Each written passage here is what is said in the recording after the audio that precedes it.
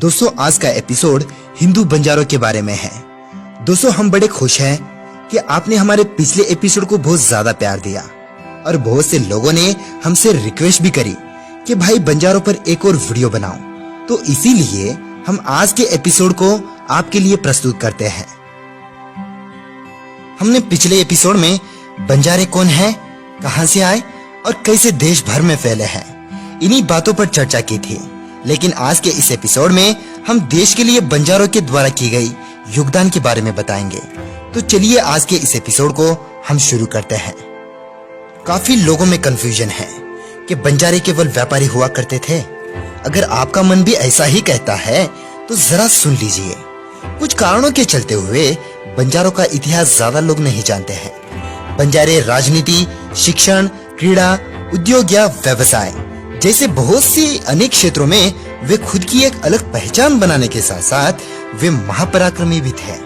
जैसे महाराणा प्रताप की सेना में बंजारा सैनिकों की संख्या बहुत ज्यादा प्रमाण में हुआ करते थे और उनके सेना नायक वल्लभ भत्ता वे एक बंजारे थे जिन्होंने कई सारे युद्ध में जीत हासिल करके अपने नाम को इतिहास के पन्नों में दर्ज करवाया है।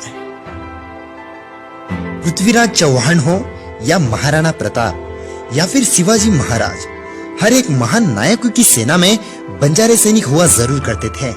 दोस्तों आप लोगों में से बहुत से लोग होंगे जो ये सोच में होंगे कि बंजारे राजपूत और मराठा सेनाओं में कहां से आए, तो हम आपको इसे भी समझाने की कोशिश करते हैं। दोस्तों बंजारों को अग्निवंशी राजपूत भी कहा जाता है क्योंकि माना जाता है कि 9वीं शताब्दी में राजस्थान में एक बड़ी कम्युनिटी थी जिनमें दो वर्ग के लोग थे। जहां एक वर्ग के लोग राजनीतिक मामलों में बहुत ज्यादा दिलचस्प थे, वहीं दूसरी तरफ एक और वर्ग के लोग व्यापार में ज्यादा इंटरेस्टेड थे। और शायद यही वो कारण है कि एक बड़ा वर्ग राजपूताना के नाम से अपने राजभार को संभालने लगा और एक वर्ग ने व्यापार की तरफ अपना ध्यान बटाया, जिन्हें हम बंजारा कहते हैं। बंजारा यानी व्यापार के लिए निरंतर सफर तय करना होता है। अब आप कुछ हद तक समझ गए होंगे कि राजपूत सैनिकों में बंजारे क्यों थे। जब राजपूतों की लगातार विदेशी राजाओं से मुठभेड़ होती रही तो राजपूतों के अधिकतर सैनिक अपने प्राण गंवा देते थे, जिससे सेना में कमी का अनुभव होता रहा। इसी को मद्देनजर रखते हुए व्यापार के मार्ग को अपनाए लोगों में से बहुत से लोगों ने सैनिकों में शामिल होना शुरू कर दिया और वही बंजारे थे जो मूल से एक राजपूत ही है।